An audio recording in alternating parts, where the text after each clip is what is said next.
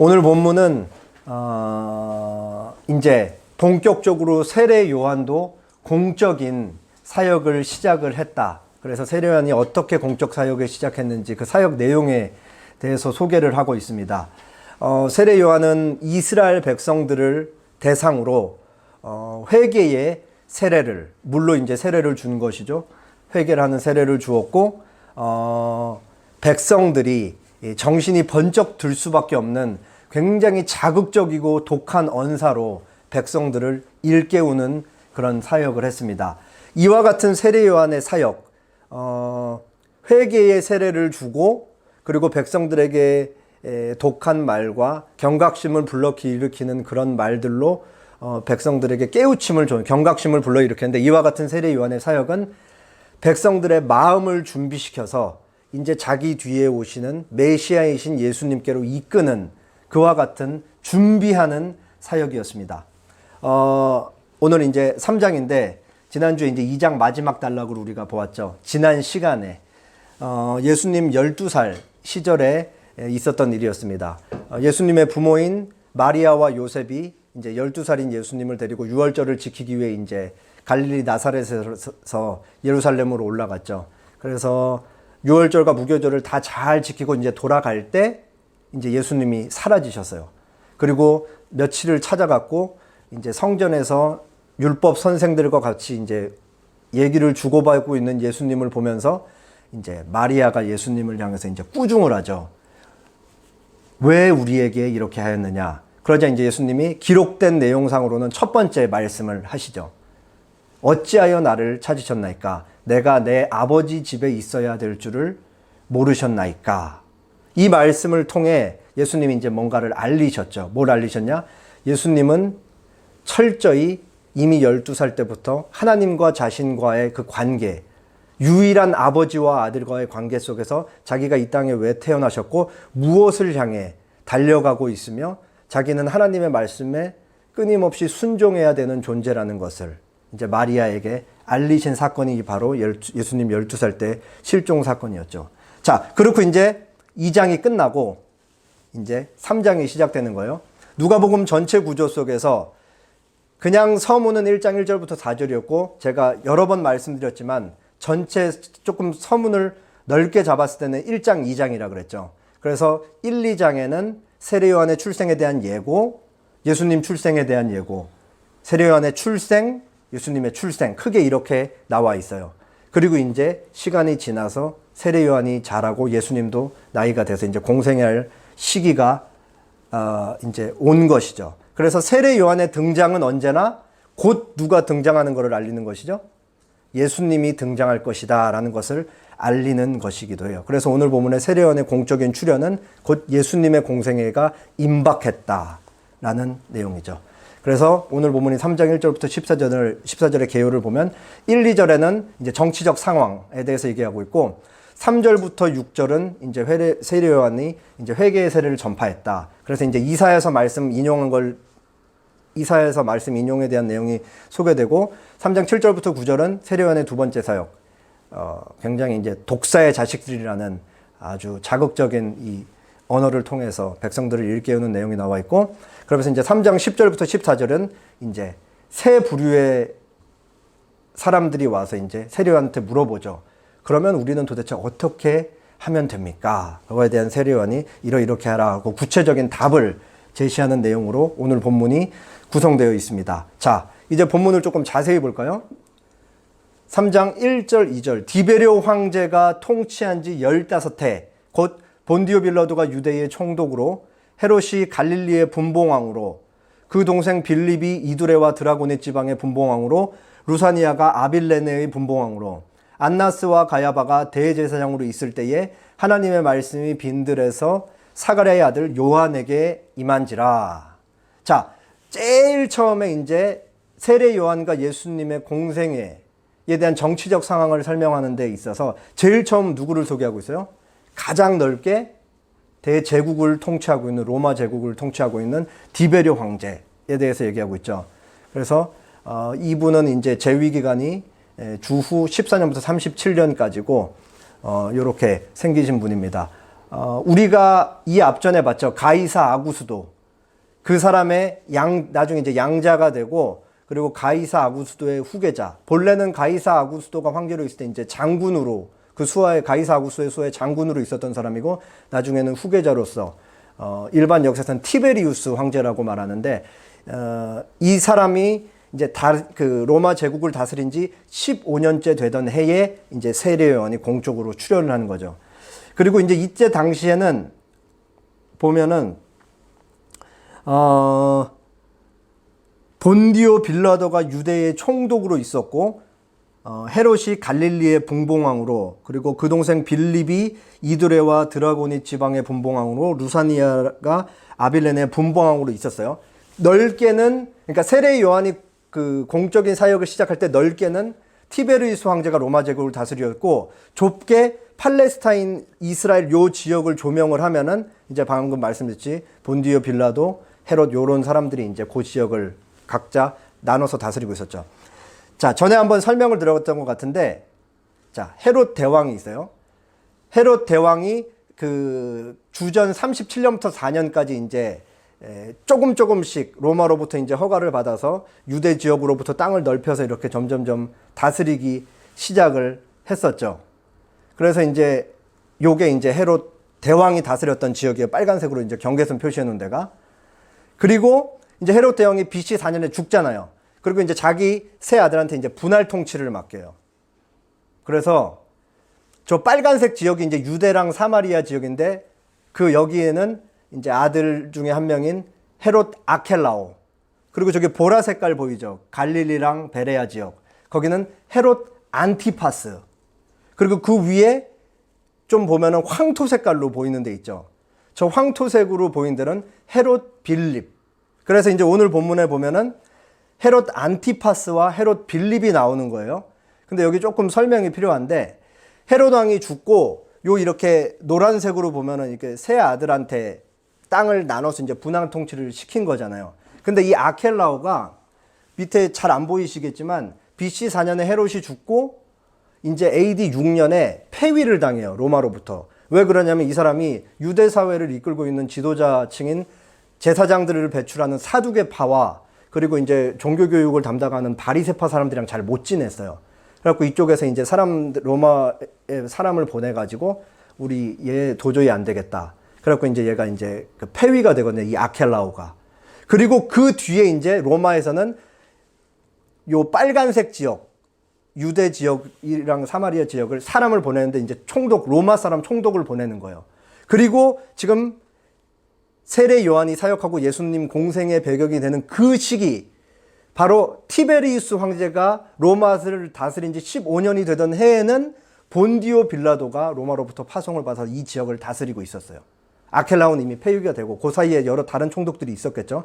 사이 시간이 뜨니까. 그리고 이제 다른 지역에는 헤롯 안티파스가 갈릴리와 베레아, 그리고 좀 더 위쪽에는 헤롯 빌립이 다스리고 있었다. 그래서 이게 사실 제가 지금 간단하게 말씀드렸듯이 쉽지가 않아요. 유대 지역을 다스린다라는 게. 왜냐면은 유대인들이 얼마나 까다로워요. 그리고 율법을 항상 목숨 걸고 지키는 사람들이 많은데, 특히 이쪽 제사를 지내는 사람들이나 바리새인들. 근데 좀만 수틀리면 로마의 사람 보내서 우리 이 사람 싫다 그러면은 자기 이제 언제 이거를 유지할 수 있을지, 이 지위를. 그러니까 본디오 빌라도 굉장히 골치 아픈 데에 와서 이제 이거를 행정적으로 감당을 하는 거죠. 사람들도 만만치 않은데 이 땅은 본래 누구의 땅이었어요?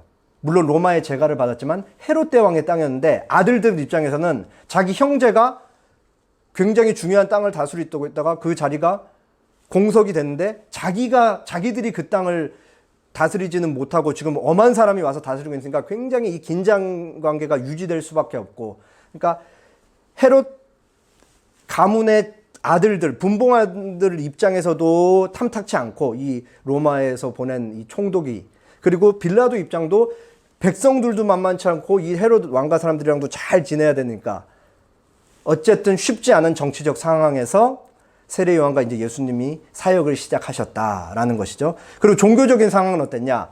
안나스와 가야바가 대제사장으로 있었다라고 이렇게 얘기하고 있죠. 이 좀 뭐 이상하지 않아요? 안나스, 고개를 끄덕이셨는데 뭐가 이상해요? 아주 훌륭합니다. 대제사장은 원래 한 명이죠. 근데 지금 대제사장이 두 명이에요, 두 명. 이상한 거예요. 이때 당시에 안나스는 가야바의 장인인데, 안나스는 이미 로마 당국으로부터 폐위가 됐어요. 대제사장에서. 근데 왜 루가가 지금 안나스와 가야바 두 사람이 대제사장으로 있었냐? 이 안나스의 입김이 대단했거든요. 그래갖고 실질적으로는 가야바가 이때 당시에 대제사장이었지만, 이때 당시란 건 세례요한과 예수님이 사역할 당시에 대제사장이었지만, 안나스가 뒤에서 다 이렇게 뒤에서 주물주물하고 있는 이 모든 상황들을, 유대교의 종교 그 정치에 대해서. 그래서 가야바가 꼭 두각지는 아니었지만 두 사람이 실질적으로 같이 그 종교 사회를 다스리고 있는 그런 식의 이제 묘사를 하고 있기 때문에 이제 두 사람이라고 이렇게 누가가 기록을 하고 있었던 거예요. 바로 이와 같이 복잡하고 미묘하고 굉장한 긴장 관계 속에서 이제 하나님의 말씀이 광야 빈들에 있었던 사가랴의 아들 세례 요한에게 이제 임하는 거예요. 자, 3절부터 6절 보겠습니다. 요한이 요단강 부근 각처에 와서 죄사함을 받게 하는 회개의 세례를 전파하니, 선지자 이사야의 책에 쓴 바 광야에서 외치는 자의 소리가 있어 이르되, 너희는 주의 길을 준비하라, 그의 오실 길을 곧게 하라. 5절 6절 같이 읽겠습니다. 시작. 모든 골짜기가 메워지고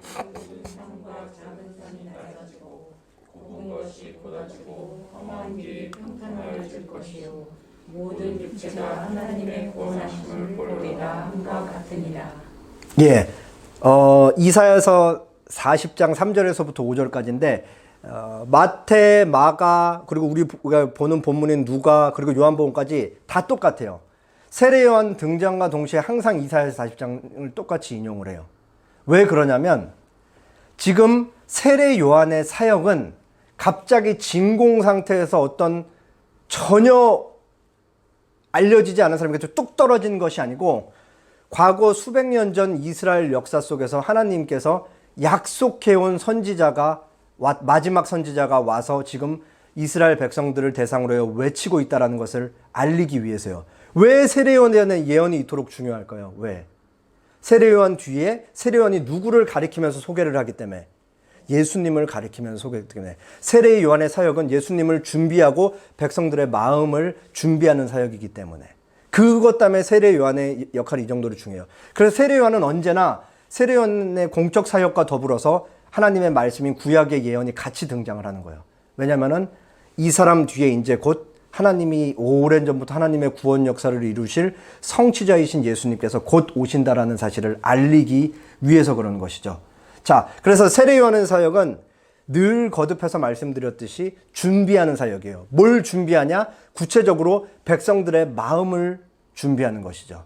그래서 오늘 본문에 보면은 너희는 주의 길을 준비하라, 그의 오실 길을 곧게라. 이것도 백성들이 마음을 준비하라는 거예요. 오실 메시아를 맞아들이기 위해 너희의 마음을 준비하라는 것이죠.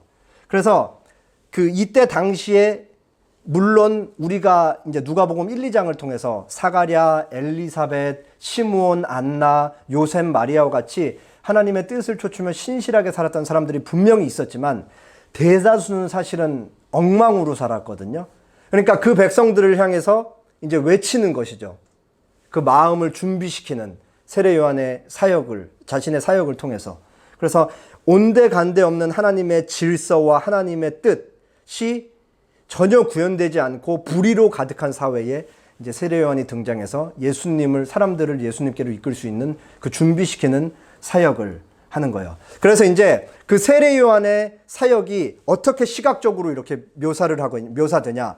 모든 골짜기가 메워지고, 산과 산 사이의 골짜기가 이제 메워지는 거죠. 그리고 모든 산과 작은 산이 다 낮아지는 거예요. 그리고 굽은 것이 곧아지고 험한 길이 평탄해진다. 다 어떤 이미지예요, 지금? 이게 그림 언어인데 어떤 거예요, 다? 뭔가 이렇게 평평해서 탄탄대로가 이렇게 펼쳐지는. 그래서 세례 요한이 백성들의 마음을 준비시키는 그 사역을 통해 모든 게 이렇게 평평해지면서 비로소 이제 왕이신 예수 그리스도가 그 길로 오시고 백성들이 예수님을 만날 수 있게 되는 6절에 모든 육체가 예수님을 통해 이제 하나님의 구원하심을 보리라 함과 같다라고 그렇게 예언이 되고 있는 거죠. 세례 요한의 사역이 이와 같은 성격을 띠고 있는 거예요. 자, 그러면서 이제 세례 요한이 백성들에게 이제 세례를 줬죠. 세례를 주면서 어떤 내용을 가르쳤는지 보겠습니다.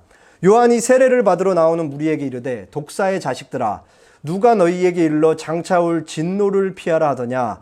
그러므로 회개에 합당한 열매를 맺고 속으로 아브라함이 우리 조상이라 말하지 말라. 내가 너희에게 이르노니 하나님이 능히 이 돌들로도 아브라함의 자손이 되게 하시리라. 9절 이미 도끼가 시작. 이미 도끼가 나무 뿌리에 놓였으니 좋은 열매를 맺지 아니하는 나무마다 찢겨 불에 던져지리라. 예. 자, 세례 요한이 백성들에게 직접적으로 이제 어떤 내용을 전달을 했는지, 설파를 했는지 그거에 대해서 소개하고 있죠. 세례 요한의 인기는 수직 상승해서요. 거의 등장과 동시에. 왜 이렇게 세례 요한의 메시지가 이목을 끌었을까요? 제가 1장에서 자세하게 얘기를 했는데 세례 요한의 가문 때문에 그렇죠. 제사장의 자손, 그리고 당시 제사장의 아들이었으면 유대 사회에서 제사장은 이제 존경받는 직업이었는데 제사장의 아들로 자랐는데 제사장을 안 하고 맥두기와 석청을 먹으면서 막 해진 옷을 입고 광야에서 떠돌아다니면서 뭔가 정의를 부르짖고 하나님의 말씀을 막 설파를 하는 거예요, 이 사람이.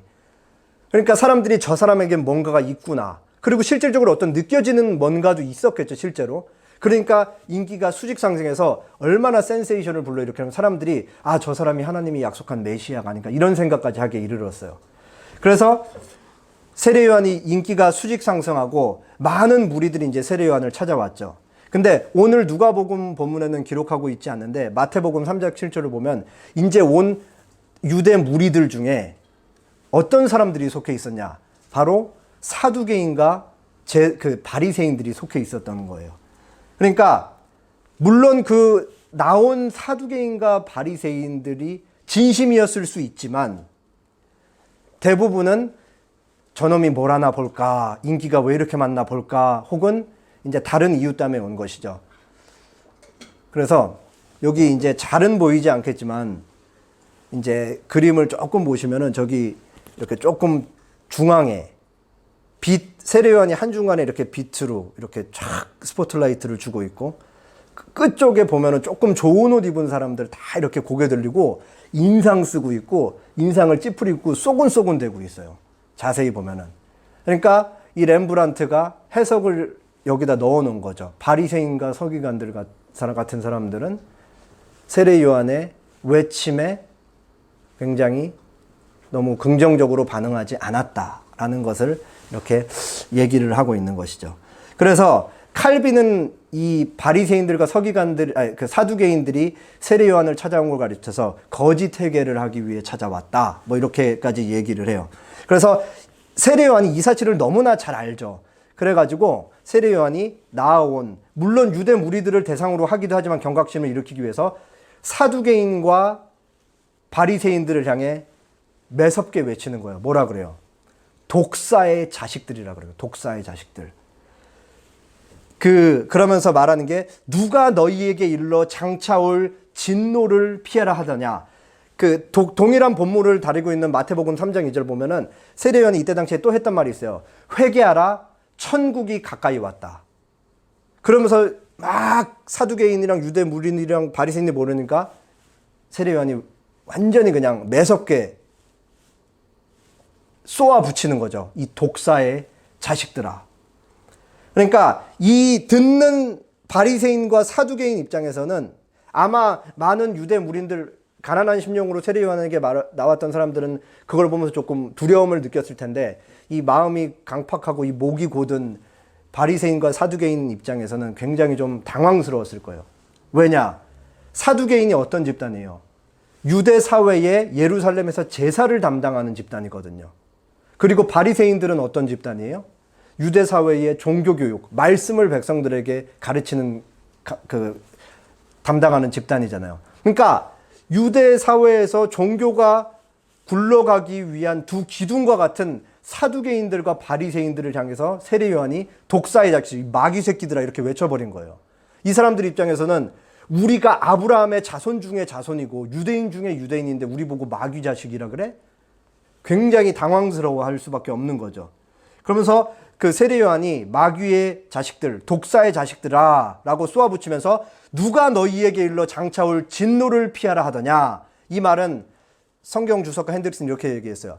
누가 너희를 속여서 하나님을 피하는 것이 가능하다고 생각하게 하며 그렇게 하도록 격려했느냐. 무슨 말이냐면 세례 요한 인기가 수직 상승했으니까 사람들 사이에 회자가 됐을 거 아니에요. 세례 요한의 회개의 세례를 받으면은 우리 하나님의 진노를 피할 수 있대. 저 사람이 자꾸 회개하라 그러면서 천국이 가까이 왔다 그러는데 우리가 피할 수 있는 방법이 세례를 받는 이런 얘기들이 회자됐을 거 아니에요. 세례 요한의 세례를 받으면은. 그러니까 이제 바리새인들과 사두개인들이 쓱 나와서 눈 가리고 아웅식으로 세례 한번 받아볼까 뭐 이런 식으로 이제 나왔던 거죠. 거기서 이제 세례 요한이 독서를 퍼붓는 거야. 그러면서 뭐라 하냐? 그러므로 회개의 8절, 그러므로 회개에 합당한 열매를 맺고 속으로 아브라함이 우리 조상이라 말하지 말라.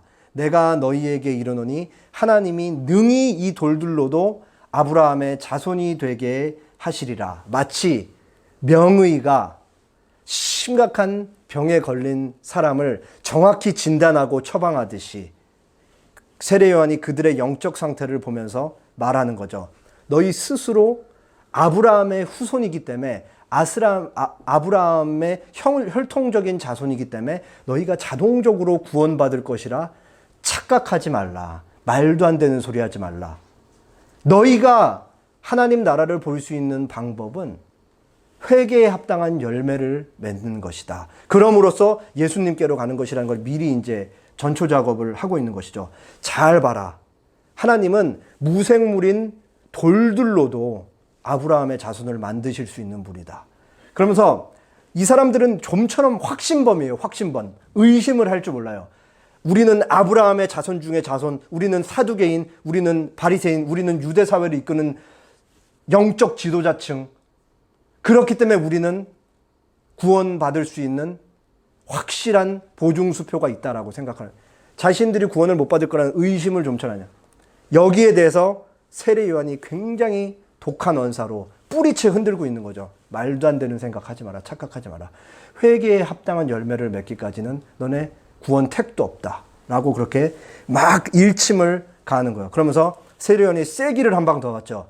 이미 도끼가 나무 뿌리에 놓였으니 좋은 열매를 맺지 않은 나무마다 찍혀 불에 던져내느라. 이미 나무 뿌리에 도끼가 바로 앞에 닿아 있는 거예요. 그래서 너희들이 끝까지 똑바로 안 하고 그렇게 강팍한 마음으로 니네 멋대로 하나님 손으로 하늘을 가리듯이 겉으로는 마치 굉장히 훌륭한 삶을 살아가고 있는 것처럼 보이지만 사실은 하나님을 기만하고 사람들을 기만하는 너희의 삶, 거기에는 어떤 이미지, 어떤 이 그림 언어로 소개를 하고 있냐? 바로 도끼가 바로 나무 뿌리 가까이 바로 앞에 다가왔다. 그리고 좋은 열매를 맺지 않으면은 나무에 찍혀, 도끼에 너희 나무가 찍혀서 불에 던져지리라. 그렇게 마지막으로 한 번 더 이 사람들에게 강력하게 촉구를 하는 거죠. 그래서 이제 이 세례 요한의 이와 같은 메시지들은 수많은 유대인들의 이제 마음 상태를 다시 한번 재정돈시키고 삶을 다시 한번 돌이키게 할 수 있는, 그래서 오실 메시아이신 예수님을 맞이하도록 준비를 했어요. 그러니까 무리들이 와서 이제 세 부류의 무리들이 이제 세례 요한에게 묻는데, 첫 번째 부류인 오늘 본문에 이제 무리라고 나와 있는 사람들이 세례 요한한테 묻는 거예요. 그러면 도대체 당신이 임박한 진노를 피하라 그러고 하나님의 가까이 나라가 가까이 왔다면서 회개하라고 하는데, 그러면 도대체 우리가 어떻게 하면 되겠습니까? 라고 물어보죠. 그러니까 이렇게 얘기를 해요. 대답하여 이르되 옷 2벌 있는 자는 옷 없는 자에게 나눠줄 것이요 먹을 것이 있는 자도 그렇게 할 것이니라 하고, 굉장히 구체적인 걸 우리가 유심히 생각해야 돼요. 여기서 옷이라는 거는 원어로 이제 속옷이에요, 속옷. 그래서 여기 이제 이스라엘 사람들이 있는데, 저기 제일 왼쪽에 보시면은 아래에 이제 속옷이라고 돼 있죠. 이게 속옷이에요. 여기서 말하는 두 벌이 있으면 한 벌 주라는 속옷인데, 이 속에 이제 천으로 된 팬티를 입는 거예요. 우리가 생각하는 속옷이랑은 완전히 다르죠. 그래서 이제 요거 당시에 이제 유대인들은 뭐 겨울 때 추우면은 두 벌을 입기도 하고, 그리고 여분으로 두세 벌씩 갖고 있기 때문에 한 벌만 갖고 나머지는 주라 이거예요. 그게 바로 회개에 합당한 열매를 사는 삶, 하나님께서 기뻐하시는 삶이다라고 세례요한이 얘기하고 있는 거죠. 그러면서 두 번째로, 먹을 것이 있는 자도 먹을 것이 충분히 있으면 너 먹을 것 빼고는 다른 사람에게 나눠주라. 그 얘기를 하고 있는 것이죠. 자, 그러면서 이제 두 번째 부류가 와서 물어요. 두 번째 부류는 당시 사회에 이제 굉장히 유대 사회의 구성원들로부터 비난받고 왕따를 당했던 이제 세리들이 와서 이제 보죠. 우리는 어떻게 합니까, 선생님? 묻는 거예요. 그러니까 세례요한이 뭐라 그래요? 부가된 것 외에는 거두지 말라. 법이 정하고 있는 것 외에 뻥 튀겨서 자꾸 걷지 말라 이거예요. 이때 당시에 로마 제국의 한 속국으로부터 로마 제국까지 이제 세금이 흘러 들어가기까지 굉장히 많은 체계를 거치는데, 여기서는 이제 가장 말단에 있는 유대 사회에서 세금을 걷는 세금 징수하는 사람들이었어요. 근데 이 사람들이 실질적으로 그냥 자기가 걷는 거로만 치면은 중간에 커미션 떼야 되는 데가 워낙 많기 때문에 자기들이 더 많이 갖기 위해서는 더 많이 거둘 수밖에 없었던 거예요. 그러니까 같은 유대 동족 입장에서는 이 사람들이 로마 제국에 붙어갖고 자기 동족을 피 빨아먹는 굉장히 나쁜 놈들이라고 생각을 했던 것이죠. 근데 이때 당시에 세리들은 세금 징수권을 로마로부터 샀는데, 법이 정하고 있는 것 외에 자기가 더 갖기 위해서는 더 거둘 수밖에 없으니까 자꾸 이제 속여서 이제 세금을 걷기 시작하고 강제로 걷기 시작하는 거예요. 로마로부터 받은 권리를 악용하는 거예요. 그러니까 세례요한이 얘기하는 거예요. 부가된 것 외에는 거두지 말라. 직장을 그만둬. 그거 악한 직업이야 라고 하는 게 아니고, 네가 세리라는 직업을 가졌으면 그 직업을 하나님의 뜻에 맞게 정의롭게 해 라고 얘기를 하고 있는 거예요. 자기 주어진 상황에서 법을 어기지 말고 다른 사람에게 해를 끼치지 말고 그냥 너에게 주어진 그대로 만족하면서 살아. 그게 바로 회개에 합당한 열매를 맺는 삶인 거야 라고 얘기하죠. 마지막으로 이제 군인들이 와서 물어요. 그럼 우리는 어떻게 하면 됩니까? 그러니까 뭐라고 얘기하죠? 사람에게서 강탈하지 말고 거짓말로 고발하지 말고 받는 급료를 족한 줄로 알라. 이때 당시에 군인은 유대 군인들이라고 얘기를 해요. 로마 군병들이 아니고. 근데 뭐라고 얘기를 해요? 이때 당시 그 군인들은 그냥 받는 봉급이 그냥 먹고 살 수 있는 그 정도만 줬다 그래요. 그러니까 군인이 가질 수 있는 그 특권 가지고 사람들을 강압적으로 협박을 하고 자꾸 속여 빼앗고 강제적으로 빼앗을 수 있는 그 힘이 있으니까 그런 일들을 자행했던 것이 군인들이. 그래서 세례요한이 얘기하는 거, 그 짓거리들 하지 마라. 너희에게 받는 봉급 그 자체로 먹고 사는 게 있으면 행복한 줄 알고 그걸로 족하면서 남의 것을 빼앗으면서 살지 말라 라고 그렇게 얘기를 했던 것이죠. 자, 보면은 오늘 본문은 너무 사실 쉬워요. 또 한 가지 메시지를 요렇게 얘기하고 요렇게 얘기하고 요렇게 얘기하고 다르게 얘기해요. 첫 번째, 너희는 주의 길을 준비하라. 그의 오실 길을 곧게 하라. 3장 4절. 회개에 합당한 열매를 맺으라. 3장 8절. 좋은 열매를 맺지 아니하는 나무마다 찍혀 불에 던져지리라. 3장 9절. 어떻게 합니까? 속옷 두 벌 있으면 한 벌 나눠주고, 먹을 거 있으면 나눠주고, 부가된 것 외에 거주지 말고, 강탈하거나 거짓으로 고발하지 말고 받는 급료로 족하라. 다 똑같은 걸 말하고 있어요. 뭘 얘기하고 있어요? 하나님의 백성이면 하나님의 백성답게 사는 것이 마땅하다 라는 이 한 가지를 계속해서 다양하게 얘기를 하고 있는 것이죠. 사실 이 오늘 본문은 우리가 매주 예배 시간에 고백하는 이 10계명과도 연관지어서 이해를 할 수가 있어요. 두 돌판 중에 먼저 돌판에는 1계명부터 4계명까지 하나님 사랑에 관한 계명이 적혀 있고 5계명부터 10계명까지는 이웃 사랑에 대한 그 계명이 적혀 있잖아요. 우리가 당장 오늘도 예배 시간에 같이 교독을 했는데 결국은 오늘 말씀이랑 연관지어서 생각을 해보면은 눈에 보이지 않는 하나님을 너희가 사랑한다라고 고백하지, 그러면은 너희가 하나님을 사랑한다라고 증명할 수 있는 방법은 입으로만 되는 것이 아니야. 눈에 보이지 않는 하나님을 너희가 진짜 사랑하다라는 걸 참되다라고 증명하기 위해선 눈에 보이는 내 옆에 있는 사람들을 진짜 사랑하고 그 사람들을 사랑하는 게 구체적인 행동으로 증명되고 드러나야지만 결국은 너희가 하나님을 사랑한다라는 것이야 라는 것이죠. 그런 의미에서 십계명과 연관을 지을 수도 있는 거예요. 그 우리 주변의 이웃이라는 것은 내 가족이 될 수도 있고, 교회에서 만나는 다른 성도들이 될 수 있고, 회사의 동료가 될 수도 있고, 우리 주변에서 자주 만나는 어떤 누군가가 사실은 될 수도 있는 것이죠. 굉장히 흥미로운 비유 하나 소개할게요. 마태복음 20장 31절부터 46절까지인데 제가 조금 천천히 읽어보겠습니다.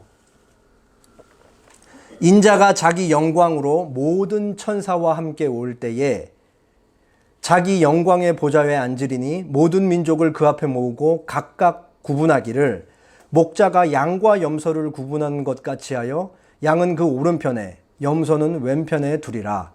그때 임금이 그 오른편에 있는 자들에게 이르시되 내 아버지께 복받을 자들이여 나와 창세로부터 너희를 위하여 예비된 나라를 상속받으라. 내가 줄일 때에 너희가 먹을 것을 주었고 목마를 때에 마시게 하였고 나그네 되었을 때에 영접하였고 헐벗었을 때에 옷을 입혔고 병들었을 때에 돌보았고 옥에 갇혔을 때에 와서 보았느니라. 이에 의인들이 대답하여 이르되 주여 우리가 어느 때에 주께서 줄이신 것을 보고 음식을 대접하였으며 목마르신 것을 보고 마시게 하였나이까? 어느 때에 나그네 되신 것을 보고 영접하였으며 헐벗으신 것을 보고 옷 입혔나이까?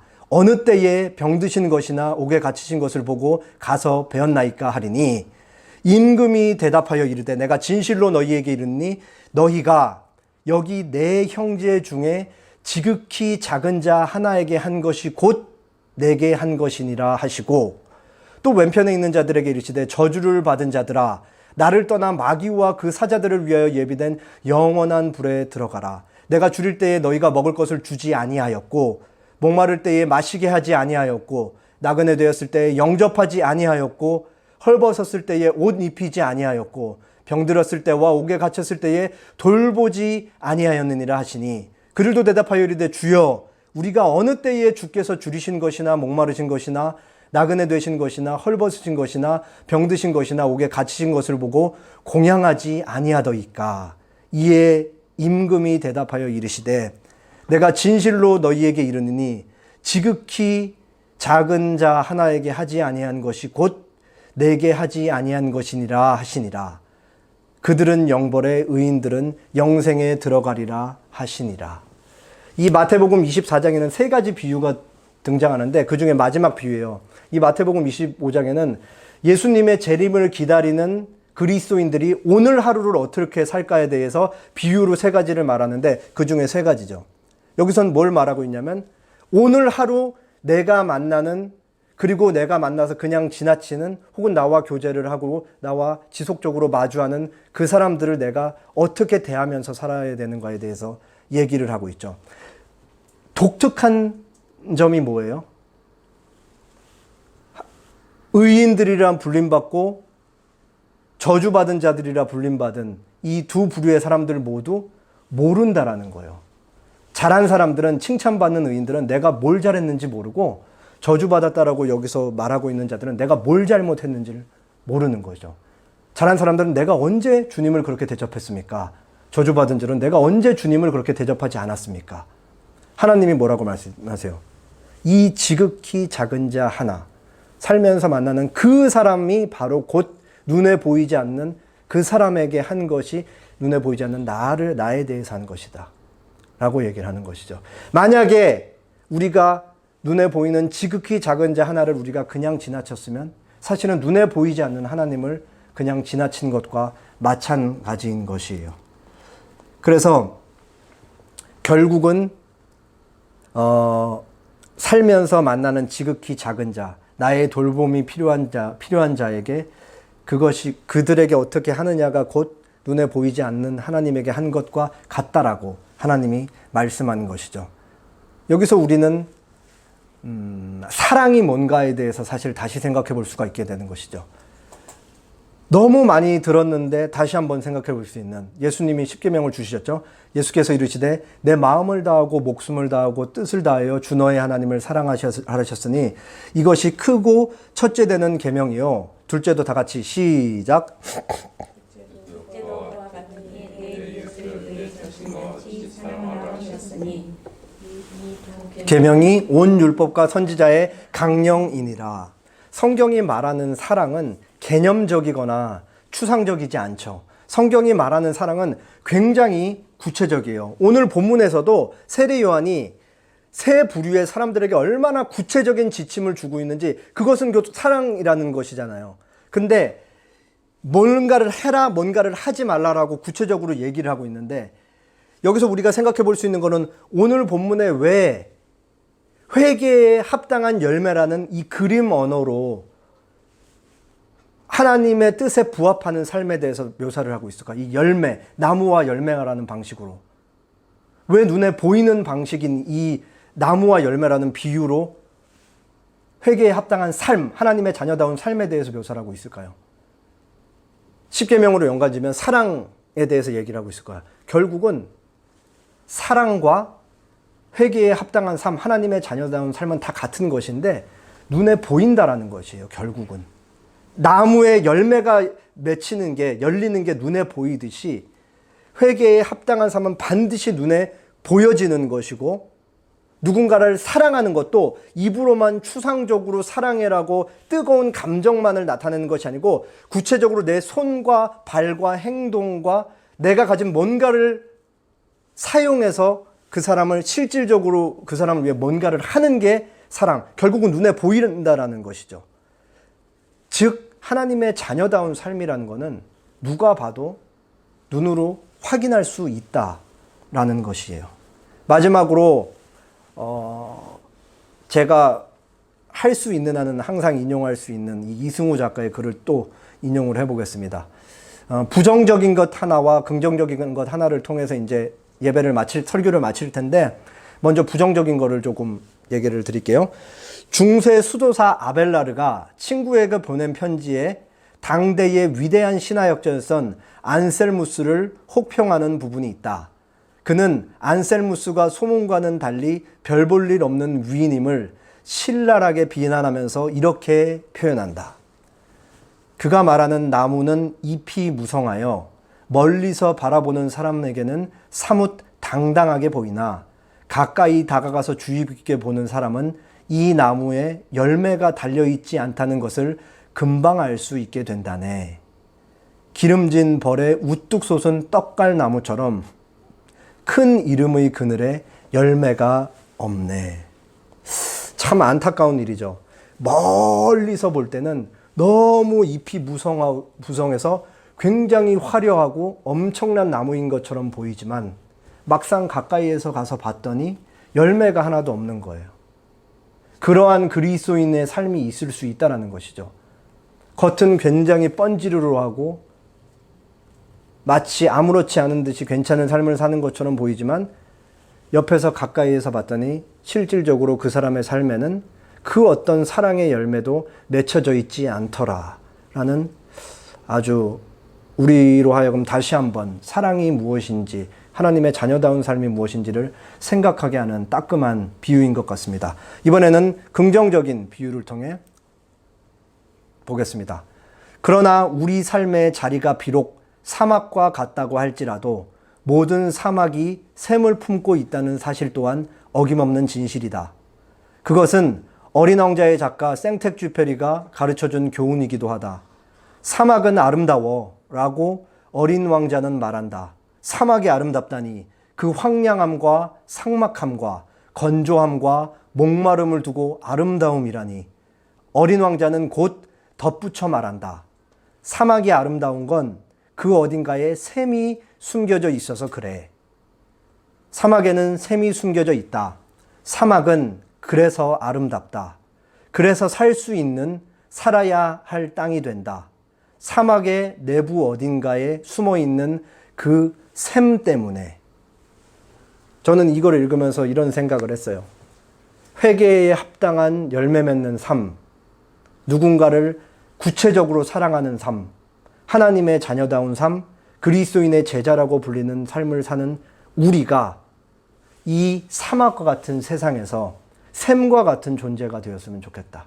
이 세상의 조건이나 이 세상의 환경은 주님 다시 오실 때까지 사막과 같이 척박할 거예요.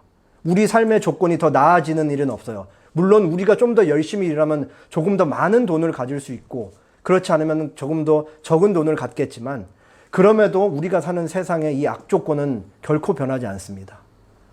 그 속에서 우리는 어떻게 살아야 되나? 사막에 숨겨져 있는 샘과 같은 삶을 사랑의 실천을 통해 산다라는 것이죠. 그래서 누군가는 정말 힘들고 지쳐 쓰러져서 물 한 모금이 없어서 더 이상 기어갈 힘조차 없을 때 우리의 삶을 통해서 누군가 예수님을 보고 영원한 생명수이신 예수님을 마시게 될 수 있는 그러한 일들이 있었으면 좋겠습니다. 기도하겠습니다.